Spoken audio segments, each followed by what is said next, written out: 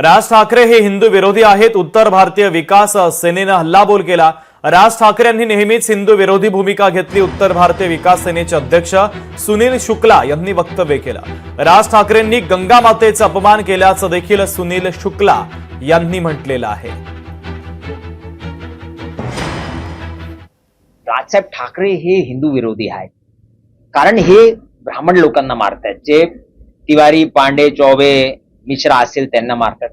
जे क्षत्रिय, जे सिंग आहेत, ठाकूर आहेत, चौधरी आहेत, यांना मारहाण करतायत.